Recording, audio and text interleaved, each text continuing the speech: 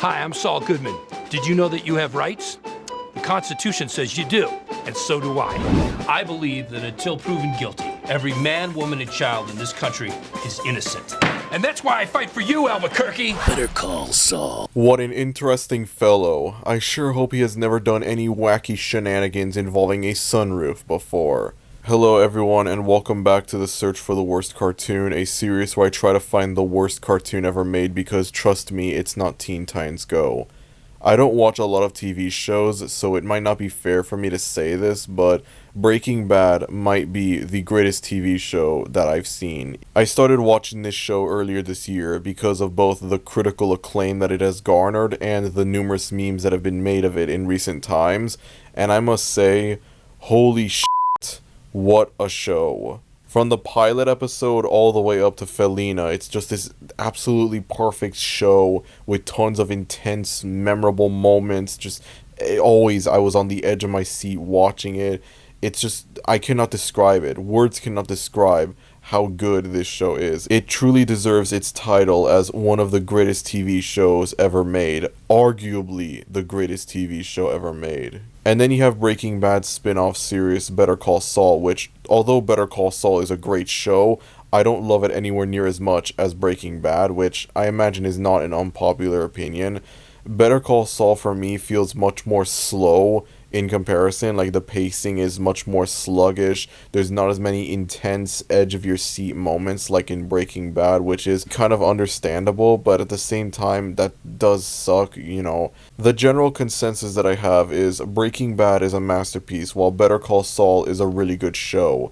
Breaking Bad is a straight 10 out of 10 while Better Call Saul is more an 8 out of 10. Obviously, it's still a show that is very much worth your time, but don't go into it expecting, you know, the intensity, the edge of your seat moments like in Breaking Bad. But none of this matters though, because today we are not talking about Breaking Bad or Better Call Saul. No, we are talking about Vince Gilligan's true magnum opus, Better Call Saul Presents Slippin Jimmy. An animated miniseries from 2022 that acts as a prequel to Better Call Saul, which in turn is a prequel to Breaking Bad. So what we basically have here is a prequel of a prequel. Bravo, Vince. This may very well be the shortest episode of the Search for the Worst Cartoon thus far, because this show kind of disappoints me. I went into this show with very high expectations.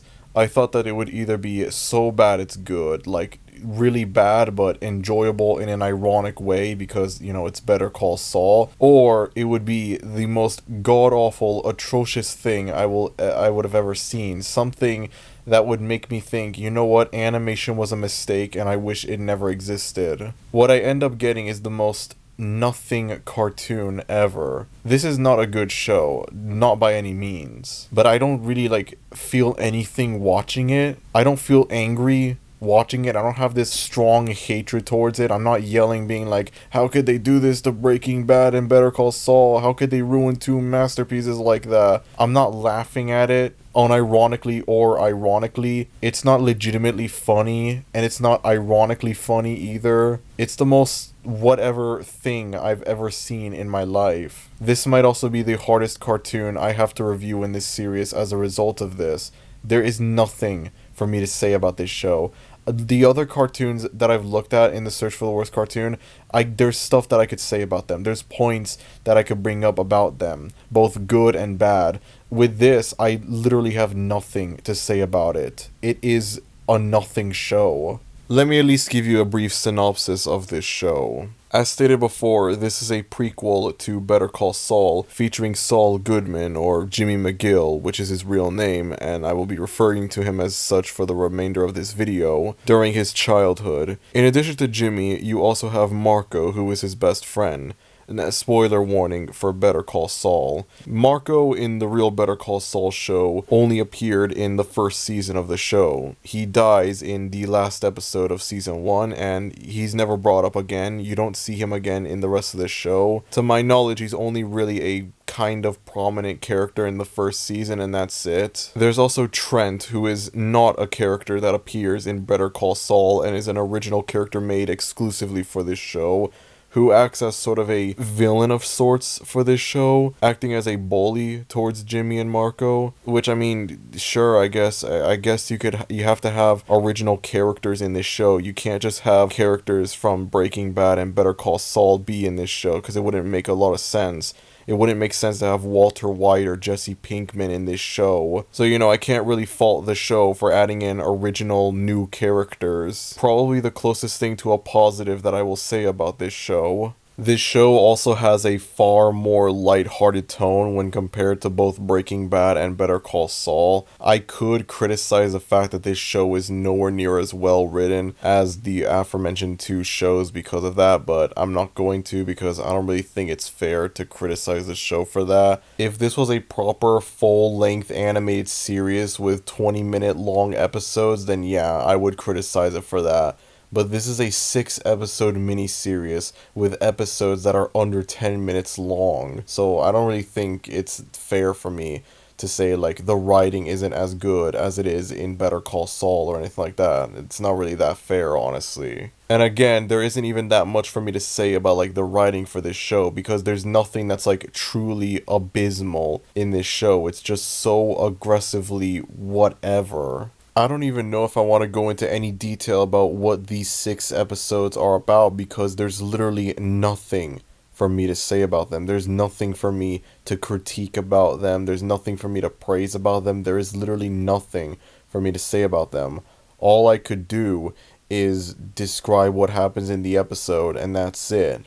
I don't say any positive or negative things. I just explain to y'all what happens in these episodes, and that's it, because there's literally nothing else for me to say about these episodes. I have to wonder what the reception for this thing would be like if it wasn't related to Breaking Bad or Better Call Saul. I feel like the only real reason anyone would truly hate this show is because it's connected to 2 of the most beloved, critically acclaimed TV shows of all time. If this wasn't associated with Better Call Saul or anything like that, this would just be seen as a mediocre adult cartoon, and that's it. Honestly, as far as bad adult cartoons go, Slippin Jimmy isn't even close to being like the worst ever. I'm sure a lot of people watching this will agree with me when I say that bad adult cartoons are infinitely worse than bad kids cartoons. There will come a point in time where I look at legitimately awful shit like Velma or Big Mouth, and then it's gonna make me look at Slippin Jimmy. It's gonna make me think, you know what, Slippin Jimmy's not that bad. It's honestly just mediocre at worst, and that's it. At the same time though, at least Velma and Big Mouth, I would have stuff to say about them because of how offensively awful they are. What is there for me to say about Slippin Jimmy? Nothing.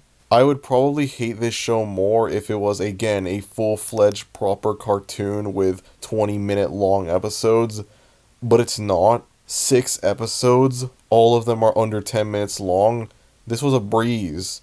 It ended almost immediately after it started.